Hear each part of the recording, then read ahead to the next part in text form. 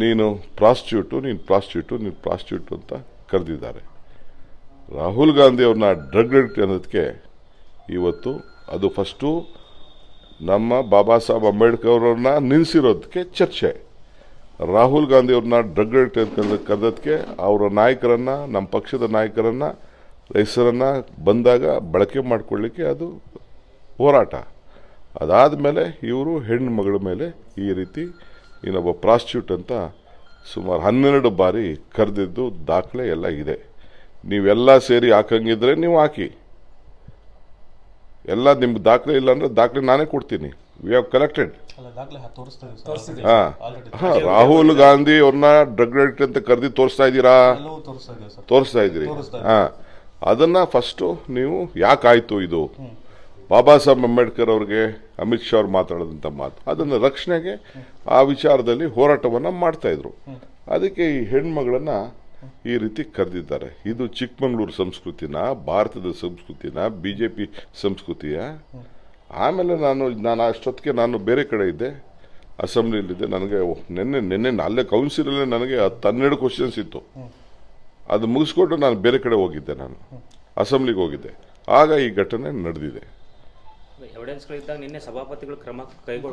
ನಾನು ಸಭಾಪತಿ ಅವ್ರದ್ದು ಅವರ ವಿಚಾರ ನನಗೆ ಸರಿ ಇಲ್ಲ. ಅವರು ಚರ್ಚೆಗೆ ಅವಕಾಶ ಮಾಡಿಕೊಡ್ಬೇಕು. ಏನು ಆಯ್ತು ಅಂತ ಹೇಳಿ ಪರಿಶೀಲನೆ ಮಾಡಬೇಕಾಯ್ತು. ತಪ್ಪು ಲಕ್ಷ್ಮಿ ಅವ್ರು ತಪ್ಪಿದ್ರೆ ಲಕ್ಷ್ಮಿ ತಪ್ಪು ಅಂತ ಹೇಳಬೇಕಾಯ್ತು. ಅವ್ರು ತಪ್ಪಿದ್ರೆ ಅವ್ರು ತಪ್ಪು ಅಂತ ಏಕಾಏಕಿ ಅವರಿಬ್ಬರ ಹತ್ರ ಇದನ್ನ ತಗೋಬಿಟ್ಟು ಅವ್ರು ಹಿಂಗೆ ಹೇಳಿದ್ರು ಇವ್ರು ಹಿಂಗೆ ಹೇಳಿದ್ರು ಅಂತ ಸೆಂಡೈ ಮಾಡಿದ್ದು ಅವ್ರಿಗೂ. ಯಾಕೆಂದ್ರೆ ಅಷ್ಟು ಹಿರಿಯ ಇದ್ರದು. ಅವರು ಯಾವುದೇ ಪಕ್ಷದವ್ರು ಇರ್ಬೋದು, but is a non political member. ಎಲ್ಲರನ್ನ ರಕ್ಷಣೆ ಮಾಡಬೇಕಾದ್ದು ಅವರ ಡ್ಯೂಟಿ. ಅದು ಕೂಡ ಸರಿ ಇಲ್ಲ. I have great respect for him.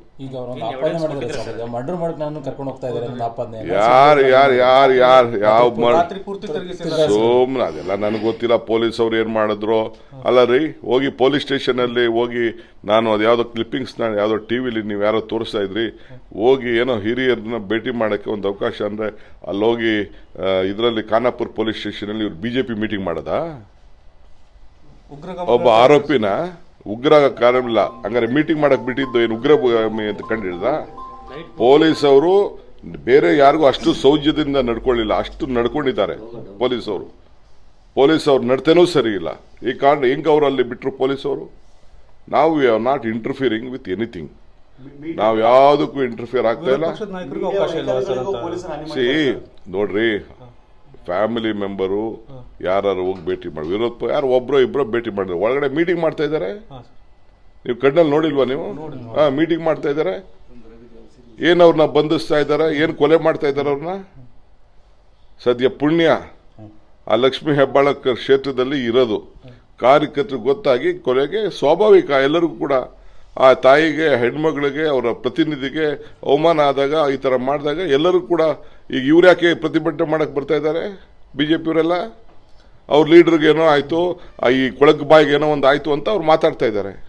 ಈ ಕೊಳಕ್ ಬಾಯಿ ಹೊಸಲ್ಲ.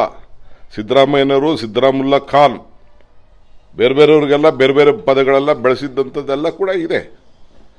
ಇದು ಅದು ಚಿಕ್ಕಮಗಳೂರವರು ಇಂಥ ಸಂಸ್ಕೃತಿ ನಾವು ಒಬ್ಬನೇ ಇಂಥ ಅರಕಲು ಬಾಯಿ.